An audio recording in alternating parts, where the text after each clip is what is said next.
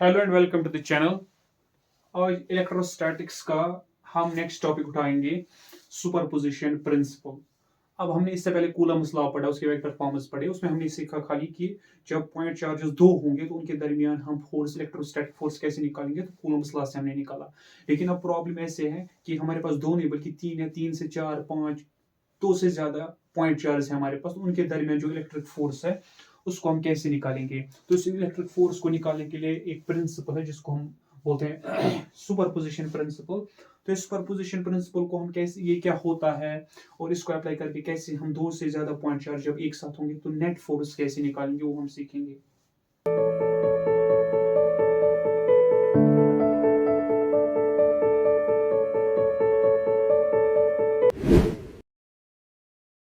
तो superposition principle, superposition principle. अब ये प्रिंसिपल क्या कहता है? ये प्रिंसिपल कहता है, एक उसूल है इलेक्ट्रोस्टैटिक्स का कि जब दो पॉइंट चार्जेस होते हैं जो हमने ऑलरेडी पढ़ा, तो इन दोनों के दरमियान जो फोर्स होगा, सपोज अगर दोनों पॉजिटिव है तो इसको यहाँ से ये फोर्स लगाएगा, रिपेल करेगा, तो ये यहाँ से रिपेल हो जाएगा क्योंकि ये दोनों सेम नेचर के हैं। तो जब रिपेल हो जाएगा तो यहाँ पर फोर्स होगा, यहाँ पर फोर्स होगा, हमें पता है ये दो फोर्सेस इक्वल होते हैं। ये F12 है, सपोज ये F21 है, तो ये दो इक्वल होते हैं, ऑलरेडी हमने पढ़ा है। लेकिन जब तीसरा पॉइंट चार्ज जब आ जाएगा फील्ड में, अब तीसरा पॉइंट चार्ज फील्ड में आया, वो भी सपोज चाहे पॉजिटिव नेगेटिव कुछ भी है, अब इस पर ये भी फोर्स लगाएगा यहाँ की तरफ, इस पर ये इस पर भी फोर्स लगाएगा यहाँ की तरफ, ये उस पर फोर्स लगाएगा यहाँ की तरफ, ये उस पर लगाएगा यहाँ की तरफ, तो वहां पर बहुत सारे फोर्सेस अब प्ले में होंगे। तो उन सारे फोर्स को ऐड कैसे करेंगे, तो नेट फोर्स कैसे निकालेंगे एक पॉइंट चार्ज पर। सपोज तीन पॉइंट चार्ज है, तो मेरे पास बीच में एक पॉइंट चार्ज है। मेरा क्वेश्चन ये है कि ये जो बीच में पॉइंट चार्ज है ये वाला, इस पर टोटल फोर्स कितना निकलेगा। अगर ये दो खाली होते तो मैं कहता कि इस पे कितना फोर्स निकलेगा, मैं इन दोनों पर कूलम्स लॉ अप्लाई करता, तो उसके लिए मुझे चाहिए था इसका चार्ज बीच की डिस्टेंस। ठीक, लेकिन मुझे अब इस पर फोर्स कितना लगेगा इस पर निकालना है। लेकिन अब ये इसके फील्ड में भी है, ये इसके फील्ड में भी है, ये इसके फील्ड में भी है, ये सपोज चौथा चार्ज भी है, पांचवा चार्ज ये इसके फील्ड में भी है, तो इसको ये भी फोर्स लगाएगा यहाँ की तरफ, ये भी उसको फेंकेगा यहाँ की तरफ, ये इसको यहाँ फेंकना चाहेगा और वो इसको यहाँ फेंकना चाहेगा। अब इस पर अब चार फोर्सेस एक्ट कर रहे हैं, तो इन चार फोर्सेस से एक फोर्स कैसे बनाएंगे जिसको हम नेट फोर्स बोलते हैं, जिसमें हमें वेक्टर वेक्टर यूज करना है, वेक्टर एडिशन। तो वो कहां से कैसे निकालेंगे, तो उसके लिए है सुपरपोजिशन प्रिंसिपल। तो ये प्रिंसिपल कहता है कि इस पर जब ये वाला पॉइंट चार्ज फोर्स लगाएगा, ये फोर्स F1 नाम रखेंगे। इस पर जब ये फोर्स पॉइंट चार्ज फोर्स लगाएगा यहाँ की तरफ, इसको नाम रखेंगे F2।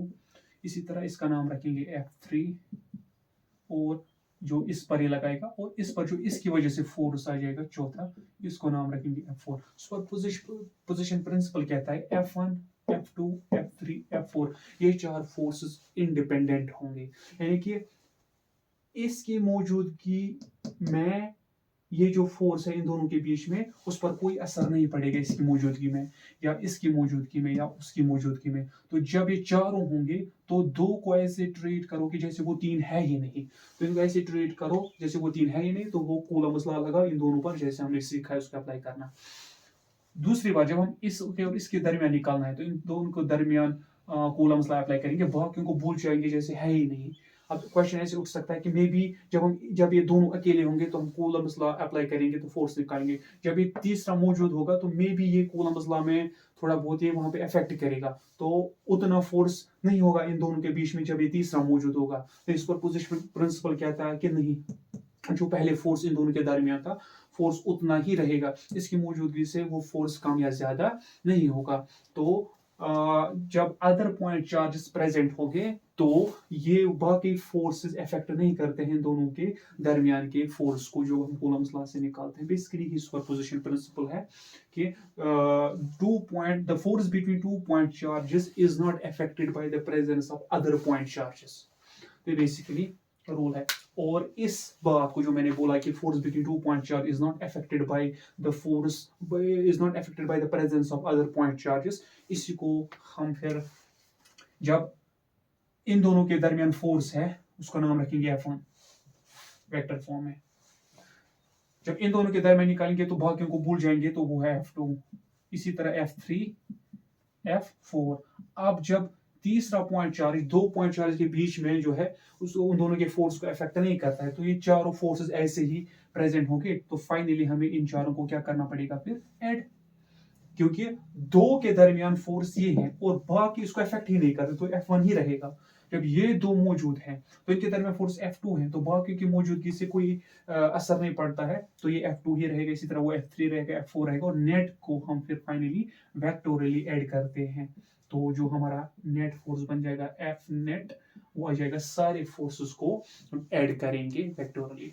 तो प्रॉब्लम कैसे सॉल्व होगी जब दो या दो से ज्यादा पॉइंट चार्जेस होंगे? ये सिंपलीफाई ऐसे करना है कि पहले कोई भी दो पॉइंट चार्जेस को जब फोर्स हमें इस पर निकाल, तो जिस पर फोर्स निकालना है वो तो सेंटर पर है, या तो जरूरी सेंटर पर, वो तो कहीं पे भी हो सकता है, लेकिन दिमाग में वो सेंटर पर रखना है। फोर्स इस पर निकालना है। अब मैं इस पर फोर्स निकालूंगा पहले इसकी वजह से, तो बाकी को भूल जाएंगे, इन दोनों को दिमाग में रखेंगे और कूलम्स लॉ अप्लाई करेंगे। वहां से जो भी निकलेगा उसको लिखेंगे F1, वो डायरेक्शन साथ में रखेंगे। वैसे डायरेक्शन तो यहीं से हम दिखाएंगे ट्राइगोनोमेट्रिकली। इसी तरह जब हम अब इन दोनों के दरमियान फोर्स निकालेंगे तो हम भाग्यों को भूल जाएंगे और इन दोनों को दिमाग में रखेंगे। वहां से F2 निकलेगा, वो निकालेंगे, और डायरेक्शन यहां से पता ही चलेगी, पॉजिटिव पॉजिटिव होगा तो इधर से या इधर से।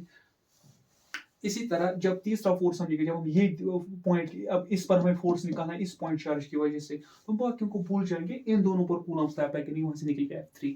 तो हर एक पॉइंट के लिए हम F1 निकालेंगे, इसके लिए F2 निकालेंगे, तीसरे पॉइंट के लिए F3, चौथे पॉइंट चार्ज के लिए F4, और फिर फाइनली सारों ये फाइनली मानेंगे हम ये चार वेक्टर्स है, A vector, B vector, C vector, D vector, और चारों वेक्टर्स को कैसे ऐड करेंगे, जैसे हम वेक्टर में सीखते हैं एडिशन कैसे करते हैं, फिर चारों को हम ऐड करेंगे। और याद दिलाने के लिए वो कैसे हम ऐड करते हैं, अब हमारे पास फाइनली सपोज इस पर फोर्स यहाँ की तरफ निकला, यहाँ की तरफ निकला, यहाँ की तरफ निकला, यहाँ की तरफ निकला, ये F1 है, ये F2 है, ये F3 है, ये F4 है, और चारों वेक्टर्स हैं।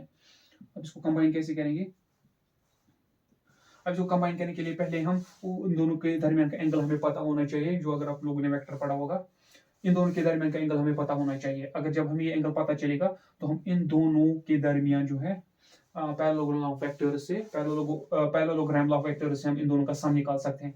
Under root of F2 square plus F3 square plus 2 times F2 F3 cos theta, तो वो तो वहां से निकलेगा। जब हम ये अप्लाई करेंगे तो हमें इन दोनों का रिजल्टेंट ऐसे निकलेगा। तो अब इन दोनों के बदले हमें ये एक निकला। अब हमें चार फोर्स में तीन ही बचे, एक ये, दूसरा ये, तीसरा ये। उसके बाद इन दोनों के दरमियान एंगल देखेंगे, पहले क्या होगा, सपोज थीटा 1। अब इन दोनों के दरमियान जो हम पैरेललोग्राम ऑफ वेक्टर्स अप्लाई करेंगे तो इनका रिजल्टेंट हमें निकलेगा, क्या निकलेगा, वो निकलेगा वही under root of F1 square plus F4 square plus 2 F1 F4 cos theta 1। तो वहां से जो वैल्यू निकलेगा वो हम इसके बदले ये लिखेंगे। अब चार हमें डिवाइड हो गए दो में, अब इन दोनों को हम एड सब्ट्रैक्ट करेंगे। देखिए अपोजिट ही है, कि अगर अपोजिट होंगे तो ऑब्वियसली माइनस करना है, अगर पैरेलल आएंगे एक ही जगह में तो प्लस करना है। अब अगर किसी और एंगल पर आएंगे तो फिर से कूलम्स लॉ, फिर से पैरेललोग्राम ऑफ वेक्टर्स को अप्लाई करके इन दोनों को फिर से एक में कन्वर्ट करेंगे। तो वैसे हम चार को फाइनल एक में कन्वर्ट करते हैं, और वो वही एक जो है हमारा नेट होता है, और इसी को हम बोलते हैं सुपरपोजिशन प्रिंसिपल। तो मैंने ओवरव्यू बताया, अब हम देखेंगे कैसे। तो सुपरपोजिशन प्रिंसिपल मेन पॉइंट जो हम याद रखेंगे इसमें कि the force between any two point charges is not affected by all other point charges, ये इसका डेफिनेशन है। और जिसको हम फिर इन अदर वर्ड्स लिख सकते हैं कि net force on A point charge, जिस पर हमें निकालना वो नेट फोर्स उस पर होगा, उस पर फोर्स एक पॉइंट चार्ज की वजह से, प्लस उस पर फोर्स दूसरे पॉइंट चार्ज की वजह से, प्लस उस पर फोर्स तीसरे पॉइंट चार्ज की वजह से, प्लस डॉट डॉट डॉट जितने भी होंगे, प्लस उस पर फोर्स एन इनके लास्ट पॉइंट चार्ज की वजह से। ये हम याद रखते हैं, इसको हम ऐसे भी याद रख सकते हैं मैथमेटिकल, इसकी एक मैथमेटिकल फॉर्म ये है, हम लिखते हैं इसको समेशन में, क्योंकि हमें सारे एफएस को ऐड करना है, तो इसको बोलते हैं, इसका मतलब है सभी एफएस को ऐड करो। 1 2 3 जो है इसकी जगह एन लिखेंगे। अब एन चेंज होता है, कहाँ से, एन का वैल्यू शुरू होता है 1 से, तो एन 1 से शुरू होता है कहाँ तक, अगर 10 पॉइंट चार्ज हो गए तो 10 तक हम लिखेंगे 10, 15 होंगे तो 15, 2 होंगे 2, 3 होंगे 3, 4 होंगे 4, एन है तो एन लिखेंगे। तो हम लिखते हैं यहाँ पे कि नेट फोर्स जो होगा वो होगा summation of F N, where N starts from 1 to N. अब इसको समझने के लिए डायरेक्टली क्वेश्चन पर आएंगे, उससे से समझ में आ जाएगा। तो क्वेश्चन ऐसे है, सपोज हमारे पास 3 पॉइंट चार्जेस है, एक पॉइंट 3 पॉइंट चार्जेस है, खाली 3 की बात करेंगे पहले, सिंपल केस वही बनेगा। तो 3 पॉइंट चार्जेस है और उन 3 पॉइंट चार्ज के बीच में एक और पॉइंट चार्ज है, हमें निकालना है उस बीच वाले पॉइंट चार्ज पर नेट फोर्स कितना लगेगा उन 3 पॉइंट चार्ज की वजह से। और वो 3 पॉइंट चार्ज है कहाँ, वो एक इक्विलेटरल ट्रायंगल के वर्टिसेस पर है। तो हम एक इक्विलेटरल ट्रायंगल बनाएंगे, एनसीईआरटी का एक क्वेश्चन है। तो इक्विलेटरल ट्रायंगल जिसकी लेंथ एल है, तो इक्विलेटरल है तो सारे एल ही होंगे। तो इनके 3 वर्टिसेस पर चार्जेस है, तीनों का मैग्नीट्यूड जो है वो सेम है, क्यू क्यू क्यू ऐसे। तो बीच में इसके सेंट्रॉइड पे एक चार्ज है सपोज कैपिटल क्यू, उस पर हमें देखना है कि नेट फोर्स कितना लगेगा। इसको ये भी धक्का देगा तो यहाँ ये यहाँ जाना चाहेगा, इसको ये भी धक्का देगा उसकी वजह से यहाँ जाना चाहेगा, इसको ये भी धक्का देगा उसकी वजह से यहाँ जाना चाहेगा। तो 3 फोर्सेस आएंगे, हम वहां पर प्ले में 3 फोर्स आएंगे, फिर तीनों वहां वेक्टोरियली ऐड करेंगे, वो फाइनल आंसर होगा। लेकिन हम जब कूलम्स लॉ अप्लाई करेंगे हमें 2 चीजें चाहिए होती है। कूलम्स लॉ होता है, कूलम्स लॉ किसी भी 2 पॉइंट चार्ज के दरमियान फोर्स देगा, वो होगा के Q1 Q2 divide by are square. तो 2 चीजें हमें चाहिए, एक तो दोनों पॉइंट्स का चार्ज हमें पता होना चाहिए और बीच की डिस्टेंस हमें पता होनी चाहिए। तो जब हम इसके और इसके दरमियान बात करेंगे, इसका नाम रखेंगे ए बी वर्टेक्स और सी वर्टेक्स। जब हम इसको रखेंगे सेंटर को O, जब हम इन दोनों के दरमियान फोर्स निकालेंगे तो हमें एक तो दोनों पॉइंट चार्ज का मैग्नीट्यूड पता होना चाहिए, ये क्यू है, ये नंबर नहीं दिया गया है, सिंबल दी गई है, तो क्यू गिवन है यहाँ पर, ये वाला क्यू भी गिवन है और यहाँ पर डिस्टेंस एल गिवन है। तो नंबर्स की जगह आप लिखे गए हैं सिंबल्स।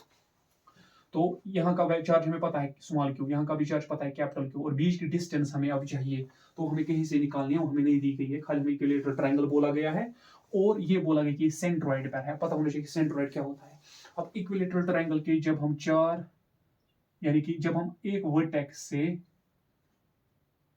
जब हम एक वर्टेक्स से एक लाइन डालेंगे जो अपोजिट साइड के 2 हिस्से करेगी, इसको हम बोलते हैं मीडियन। इसी तरह से इस वर्टेक्स से भी हम लाइन लाएंगे और अपोजिट साइड के मिड पॉइंट पर इसको जो है टच करवाएंगे, ये इसके बराबर, ये भी मीडियन है, और इसी तरह यहाँ पर भी ये इसके बराबर, तो ये भी मीडियन। तो ये मीडियन होता है। अब वो पॉइंट जहां पर 3 मीडियंस मिलते हैं, जो भी प्लूरल होगा, इस पॉइंट को हम बोलते हैं सेंट्रॉइड। तो इक्विलेटरल ट्रायंगल का जो ये सेंट्रॉइड है, इसी पर हमारा क्यू पॉइंट चार्ज है और इसी को धक्के लगा रहा है, इसको यहाँ धक्का दे रहा है, वहां दे रहा है, यहाँ दे रहा है। तो नेट धक्का कितना लगेगा इस पे, वो हमें निकालना है, नेट पुश फोर्स। तो हम इज्यूम करेंगे सारे पॉजिटिव है, plus charge plus charge plus charge और ये भी प्लस है। जब चार्ज का नेचर नहीं दिया गया होगा क्वेश्चन में तो उसको प्लस ही लेना होता है, हर एक को प्लस।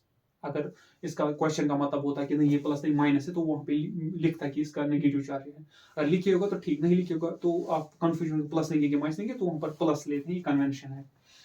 अब हमें पता है हमें भी इस चार्ज पर फोर्स निकालना है, इसकी वजह से वो एक इक्वेशन बनेगी, इस पर फोर्स इसकी वजह से दूसरी इक्वेशन, इस पर फोर्स इसकी वजह से तीसरी इक्वेशन। अब पहले हम इसकी वजह से निकालेंगे, तो जब हम इनके दरमियान फोर्स निकालेंगे, इन दो के दरमियान, तो कूलम्स लॉ अप्लाई करना है। तो 3 चीजें पता होनी चाहिए, Q1 क्यू है, Q2 कैपिटल क्यू है, लेकिन बीच की डिस्टेंस पहले हम ढूंढने की, ये वाली डिस्टेंस हमें ढूंढनी है, वो हमें नहीं दी गई है। अब एक चीज है, मैं इस ट्रायंगल के 2 हिस्से करूंगा, ऐसे और ऐसे। मुझे पता है कि चूंकि मीडियन है, ये अपोजिट साइड को 2 हिस्से करता है, तो अगर ये टोटल L है तो ये L का 2 होगा, L/2 होगा, सॉरी L का हाफ, और ये तो टोटल L ही रहेगा। तो मैं ये इजीली निकाल सकता हूँ क्योंकि इसी पर मीडियन कहीं पर है यहाँ पे, और हमारा एक चार्ज यहाँ पे है, तो Q हमारा इधर है, स्मॉल q हमारा इधर है। तो कैसे निकालेंगे हम, ओब्वियसली चूंकि राइट एंगल ट्रायंगल है, तो हम यहाँ पे पाइथागोरस थ्योरम से इसको निकालेंगे। तो पाइथागोरस थ्योरम से हाइपोटेन्यूज स्क्वायर होगा बराबर base square plus perpendicular square, जो हम इसका नाम हम फिलहाल x रखेंगे, x स्क्वायर, ये वाला ही हमें निकालना है। तो x का वैल्यू चूंकि हमें निकालना, तो x स्क्वायर, इसको लिखेंगे l स्क्वायर, इसको वहां पे ट्रांसपोज करेंगे तो l स्क्वायर बाई 4, तो जाएगा 4l square minus l square हो गया 3l स्क्वायर डिवाइडेड बाई 4। तो फिर स्क्वायर को ट्रांसफर करेंगे तो हमें x निकलेगा, तो हमें आ जाएगा under root of 3l square divided by 4। अब l का स्क्वायर है तो ये रूट से बाहर आ जाएगा, 4 को लिख सकते हैं 2 का स्क्वायर, तो ये भी रूट से बाहर आ जाएगा, अंदर रूट रहा खाली 3 का, तो √3/2 L इसकी लेंथ है। √3/2 L इसकी टोटल लेंथ है। और ये याद रखना है कि जो सेंट्रॉइड होता है, सेंट्रॉइड पॉइंट, ये इस टोटल लेंथ के ऊपर से आएंगे तो ये 2/3 पर होता है, 2/3 ऑफ x। और नीचे से बेस से देखेंगे ये पॉइंट कहां पर होता है, ये 1/3 ऑफ x पे होता है। ये याद रखना है हमें। ये सेंट्रॉइड की पोजीशन होती है कि वर्टेक्स से देखना होगा कि सेंट्रॉइड कहां पर है, टोटल एंगल जो है उसको 2/3 करो। अगर बेस से ही देखना होगा नीचे से कि ये कहां कितना दूर है, तो जो टोटल लेंथ होगी x उसको डिवाइड बाई 3 करो। तो हमारा जो है, हम चाहे ऊपर से करें नीचे से कहें, टोटल लेंथ हमारी निकली √3/2L। तो हमें पता है कि ये जो ये लेंथ होगी, ये वाली लेंथ, अगर हम नीचे से देखेंगे, ये वाली लेंथ होगी 1/3 टाइम्स x, यानी कि √3/2L। तो इसका नाम रखेंगे हम यहाँ पे ABCD। तो इसको हम रब करेंगे, हमें पता है ये लेंथ, टोटल लेंथ आई 3/2L। आप रिवाइंड करके देख सकते हो इजिली। अब यहाँ पर हम नई ट्रायंगल बनाएंगे, ये सिंपल जियोमेट्री है। अब हमें पता है कि ये फिर से L/2 है, ये मैंने इसकी ये वाली पोर्शन की ट्रायंगल बनाई। अब ये L है और ये हमें निकला बेस से होता है 1/3 टाइम्स x। अब 1/3 टाइम्स x निकला √3/2L। तो ये भी 90 डिग्री। अब ये 90 डिग्रीज है, ये लेंथ हमें पता है, ये लेंथ हमें पता है। फिर से अब ये निकाल सकते हैं जो हमें मेन डिस्टेंस हमारी है 2.4 के दरमियान जो हमें निकालनी थी, उसका नाम रखेंगे सपोज y। तो y हाइपोटेन्यूज है अभी के टाइम पे, तो y स्क्वायर निकलेगा L/2 प्लस ये आ जाएगा √3/6L का स्क्वायर।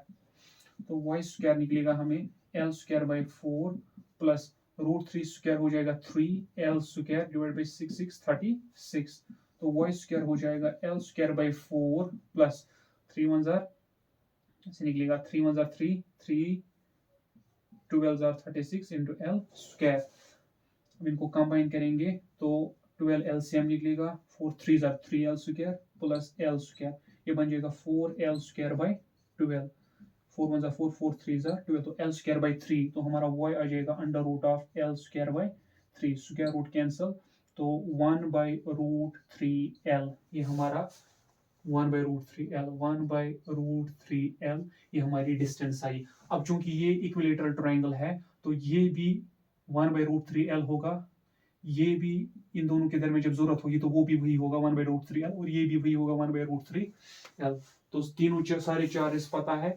अब इसके दरमियान भी डिस्टेंस वही है, इसके दरमियान भी डिस्टेंस वही है, और इसके दरमियान भी वही डिस्टेंस है। तो यही चीज हमें चाहिए होती है कूलम्स लॉ में। तो वो हमें मिली, क्या निकला हमें 1/√3L। तो हमारा ये डिस्टेंस निकला 1/√3 इंटू L। ये थोड़ी जियोमेट्री यूज करी मैंने, ये आनी चाहिए। तो इसको पहले हम रब करेंगे, अब क्वेश्चन को हम सॉल्व कर सकते हैं। By Q plus AB plus Q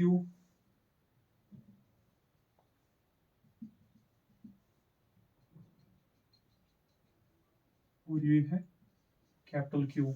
अब ये डिस्टेंस जो इनके दरमियान है वो है 1/√3L 1/√3L 1/√3L। और इसी तरह ये भी है 1/√3, पूरा लिखेंगे इसको 1/√3L। तो सारी चीजें हमें पता है तो हम निकालेंगे। तो सबसे पहले हम रखेंगे इस पर Q है। अब ये भी प्लस है, ये भी प्लस है, तो ऑब्वियसली ये इसको यहाँ से धक्का देगा, ये उसको वहां से देगा। हमें कॉन्सेंट्रेट करना है बीच वाले चार्ज पे, क्योंकि क्वेश्चन कह रहा है हमें नेट फोर्स क्या है इस चार्ज पर जो बीच में है। तो इस पर ये उसको धक्का देगा यहाँ से, ऑब्वियसली रिपेल करेगा। ये जब देखेंगे तो ये इसको यहाँ से रिपेल करेगा, और ये जब देखेंगे तो इसको यहाँ से रिपेल करेगा। तो इसको रखेंगे नाम F1 वेक्टर, F2 वेक्टर और F3 वेक्टर। तो इन तीन वेक्टर को मैं निकालूंगा। डायरेक्शन तो यहाँ पर बोर्ड पर है ही, वो तो हम निकालेंगे, लेकिन सबसे पहले हम मैग्नीट्यूड्स निकालेंगे। तो F1 जो होगा वो होगा बराबर K Q1 Q, अब इन दोनों की बात हो रही है तो Q1 Q Q two capital Q divide by R square है अब 1/√3L स्क्वायर हो जाएगा Q डिवाइडेड बाई इसको स्क्वायर लगाएंगे तो L स्क्वायर, इसको स्क्वायर लगाएंगे तो 3 बचेगा, 3 ऊपर आ जाएगा, ये बचेगा 3KQ divided by L square equation 1। ये हमें F1 वेक्टर का मैग्नीट्यूड निकला, खाली डायरेक्शन हम देखेंगे अलग से। अब चूंकि ये भी वही केस बनेगा, Q यहाँ पर भी वही Q, डिस्टेंस भी वही, तो हमें पता है सिमिलरली करके F2 का वैल्यू भी यही आएगा 3KQ by L square, and F3 का भी मैग्नीट्यूड ही आ जाएगा 3KQ divided by L square. तो मैग्नीट्यूड तो तीनों के सेम है जो हमने निकाले। अब डायरेक्शन की बात हो रही है, जैसे मैंने बोला था तीन वेक्टर्स को हम डायरेक्शन के लिए हम अलग लिख सकते हैं इजिली। इनको इसको यहाँ लिखेंगे, इसको यहाँ से लिखेंगे और इसको यहाँ से लिखेंगे, ऐसे बनाएंगे। तो ये F3 है, ये F1 है और ये F2 है। अब तीनों को हमें क्या करना है, हमें वेक्टोरियली ऐड करने, वो हमें F नेट देगा, क्योंकि हमारा जो F नेट होगा वो तीनों का ऐड होगा, F1 plus F2 plus F3 ऐसे। लेकिन जैसे मैंने बोला था कि किसी भी दो वेक्टर को ऐड करने के लिए बीच वाला एंगल हमें पता होना चाहिए। अब बीच वाले एंगल को हमें निकालना है कहीं तरह। अब इक्विलेटरल ट्रायंगल है तो एक एंगल होगा 60 डिग्रीज, दूसरा एंगल भी होगा 60 डिग्रीज ऐसे। तो बीच वाला एंगल कितना होगा, हमें बेसिकली ये एंगल निकालना है, हमें बेसिकली ये एक एंगल निकालना है, ये दूसरा भी वही होगा, ये तीसरा भी वही होगा, तीनों इक्वल होंगे, तीनों एंगल्स ये और ये तीनों एंगल्स इक्वल होंगे। अब क्वेश्चन उठता है कितना होगा। अब तीनों का सम हमें पता है, सर्कल बन रहा है तो तीनों का सम होगा 360 डिग्रीज, 360 डिग्रीज। अब 360 डिग्रीज को तीन में डिवाइड करेंगे, क्योंकि तीन में हिस्सा तीन हिस्से हो रहे हैं उसके, तो 3 1 3 3 2 6 और 0, तो 120 डिग्रीज। तो हर एक एंगल जो है 120 डिग्रीज है, 120 डिग्रीज 120 डिग्रीज 120 डिग्रीज। तो हम इन दोनों का मैग्नीट्यूड भी पता है जो ये है, इन दोनों के दरमियान का एंगल भी पता है, हम तीनों को ऐड कर सकते हैं वेक्टोरियली इजीली। तो इन दोनों का जो मैग्नीट्यूड है वो सेम आया, तो वो मैं यहाँ पे लिखूंगा F1 magnitude is equal to F2 magnitude is equal to F3 magnitude is equal to 3KQ by L square. ताकि इसको हम रब करें यहाँ से,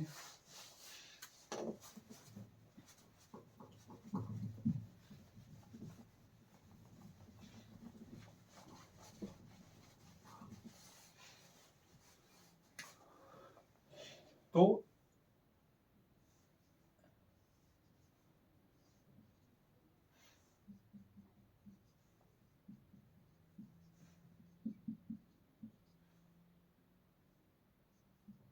वन ट्वेंटी तो हम इनको ऐड करें। पहले F1 और F2 को एक में कन्वर्ट करेंगे, इन दोनों का रिजल्टेंट जो बीच में होगा, हमें पता ही है कि दो वेक्टर्स का रिजल्टेंट हमेशा बीच में होता है, तो इनका रिजल्टेंट बीच में होगा, इस रिजल्टेंट का नाम रखूंगा मैं F12, यानी कि ये F1 और F2 का रिजल्टेंट है। तो ये किसके बराबर होगा, तो पैरेललोग्राम ऑफ वेक्टर्स कहता है कि इसका मैग्नीट्यूड जो है वो होगा under root of F1 square plus F2 square plus twice F1 F2 cos theta ऐसे इज इक्वल टू। अब F1 F2 और F3 तीनों इक्वल है, इसको हम सिंबॉलिकली लिखेंगे ये F है, क्योंकि तीनों इक्वल है, F नाम रखेंगे, वही F फिर हमारा उसके बराबर होता है। तो इसको हम लिखेंगे F1 की जगह F स्क्वायर, F2 की जगह भी F square plus twice F1 F2 cos theta, वो निकलेगा under root of F square plus F square हो गया 2 टाइम्स F स्क्वायर प्लस 2 भी फिर से F स्क्वायर और cos 120 डिग्रीज किसके बराबर होता है, तो cos 120 को लिख सकते हैं 90 प्लस 30, तो cos 90 plus theta, cos 90 plus theta changing line है तो cos हो जाएगा साइन में चेंज, तो साइन 30।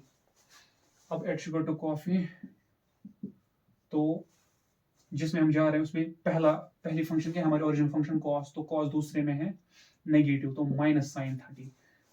तो अगर आपको सीखना है, मेरा एक मैथमेटिकल टूल्स में वीडियो है ट्रिग्नोमेट्री पे, वहां पर आप सीख सकते हो उस वीडियो से। तो यहाँ पर हमारा आया वही साइन cos 120 का वैल्यू वही आ जाएगा जो माइनस साइन 30 का आ जाएगा। अब साइन 30 जो है इसका वैल्यू हमें ऑलरेडी पता ही होता है, वो 1/2 होता है, तो इसकी जगह 1/2 लिखेंगे, इसको एक स्टेप कम करेंगे, 120 डिग्रीज यहाँ पे लिखेंगे और इसको हम लिखेंगे 120 डिग्रीज का वैल्यू होता है कॉस का -1/2, तो ये निकलेगा under root of 2f square plus, अब ये 2 कैंसिल हो जाएगा, माइनस प्लस माइनस हो जाएगा, बीच में माइनस हो जाएगा f स्क्वायर। अब 2f में से एक f स्क्वायर काटेंगे तो वहां बन जाएगा अंडर रूट ऑफ एक ही f square, square root cancel, तो ये f ही आया। दैट मीन्स इन दोनों का रिजल्टेंट वही आया। और ये तब आता है जब दोनों का वैल्यू सेम होता है, और वैसे जब वो दोनों का वैल्यू सेम होता है तब जाके ये वैल्यू आता है, यानी ये भी वेक्टर वही है, ये भी वेक्टर वही है, इन दोनों का रिजल्टेंट भी वही आया f। तो ये हमारा है f12 का मैग्नीट्यूड, जो वही f आया जो ऑलरेडी पता है हमें, वो 3kq/l स्क्वायर ही है। तो अब इन दोनों के बदले हमें, इन दोनों को हमें अब इग्नोर करना, ये जैसे है ये नहीं, क्योंकि इन दोनों के बदले अब ये है। अब हमें इसका और इस थर्ड का रिजल्टेंट निकालना है। अब वो कैसे निकालेंगे? अब नाउ इसको हम डायग्राम यहाँ पे लिखेंगे, इससे हेल्प हो जाती है। तो ये हमारा है अब f12, जिसका वैल्यू हमें f ही निकला, और दूसरा इसके अपोजिट में उसका वैल्यू है f3, और वो हमें पता है ये f1 f2 f3 तो ऑलरेडी इक्वल ही है, उसका वैल्यू भी f ही है, तो ये भी f। अब बीच में पॉइंट चार्ज है, इसको एक साइड से f खींच रहा है, दूसरे साइड से भी f खींच रहा है, कहीं नहीं जाएगा, लाइक ऐसे है। इसको मैं इक्वल फोर्स से दोनों साइड से खींच रहा हूँ, तो ये एक ही जगह रुकेगा, मीनिंग ये फोर्स इस फोर्स के बराबर है। तो नेट फोर्स कितना आया इस पे? 0, ये कहीं नहीं जाएगा। क्यों? क्योंकि ये दो जब इकट्ठे इसको खींचते हैं तो ये बीच में जाना चाहता है विद द फोर्स F, और अपोजिट में ऑलरेडी F3 बैठा है with the same value F, तो ये कहीं नहीं जाएगा, जितना फोर्स को ऊपर लग रहा है उतना नीचे लग रहा है। तो net force on the charge Q at the centroid of an equilateral triangle is 0। हम कहेंगे, यहाँ पर कहेंगे हम, but F3 is already equal to F, therefore F net जो आ जाएगा, F नेट वो हो जाएगा F1 plus F2 plus F3, वो कितना आ गया हमें? अब F1 प्लस F2 का नेट जो आया वो हमें आया F1, और F2 का नेट आया हमें F12, वो ऊपर की तरफ है, उसको हम लिखेंगे F ही, वेक्टर F प्लस। अब F3 जो है, F3 खुद F ही है, लेकिन ये F2 की जगह वो F है ऊपर की तरफ F12, उसकी बिल्कुल अपोजिट है। बिल्कुल अपोजिट होने का मतलब है उसको हम लिखेंगे -F। ये तो इन दोनों के बदले इसको लिखेंगे -F, क्योंकि बिल्कुल ये F1 और F2 को ऐड करके ये आया, और F3 बिल्कुल इसके अपोजिट है। अपोजिट के लिए हम माइनस वेक्टर लिखते हैं, तो ये और ये इक्वल तो है मैग्नीट्यूड में, लेकिन डायरेक्शन में अपोजिट है, दोनों प्लस माइनस कैंसिल हो जाएंगे, तो हमारे पास वहां पर बचा 0 वेक्टर। इसको हम शॉर्ट में बोलेंगे net force on the charge is 0। तो इस तरह जो हम सुपरपोजिशन प्रिंसिपल का यूज करके हम फोर्स बिटवीन 3 और मोर देन 3 पॉइंट चार्ज निकालते। अब 4 पॉइंट चार्ज भी अगर होते तो हमें 4 वेक्टर्स आते। अब 4 वेक्टर्स को हमें पहले अलग अलग निकालना था, जैसे हमने F1 F2 F3, ये कभी सेम भी आएंगे कभी डिफरेंट। अगर तीनों का चार्ज डिफरेंट होता वर्टिसेस पर तो ये डिफरेंट निकलते, तो उससे कोई प्रॉब्लम नहीं होती, बिल्कुल ऐसे ही जाना है। तो हम 4 फोर्स निकालते 4 पॉइंट्स के टाइम पे, F1 F2 F3 F4, फिर 4 वेक्टर्स बनाते, जैसे मैंने यहाँ पे 3 बनाए। फिर पहले 2 के दरमियान, सारों के दरमियान तो एंगल निकालना है, फिर पहले 2 के दरमियान का मैग्नीट्यूड यूज करेंगे, एंगल यूज करेंगे, तो पैरेललोग्राम लॉ ऑफ वेक्टर्स से हम 2 को 1 में कन्वर्ट करेंगे, तो 4 3 में कन्वर्ट हो जाएंगे। फिर से 2 को 1 में कन्वर्ट करेंगे, अब 3 2 में कन्वर्ट हो जाएंगे, फिर 2 को 1 में कन्वर्ट करेंगे, फाइनली वेक्टर बन जाएगा। अब 10 भी होंगे तो 10 में से 2 लेंगे, 1 में कन्वर्ट करेंगे, बचेंगे 9। 9 में से 2 लेंगे, करेंगे 1 में कन्वर्ट, बचेंगे 8। इसी तरह एक बार parallelogram law of vectors apply करके हम फाइनली 1 पर पहुंचेंगे। वही होता है net resultant force. Thank you.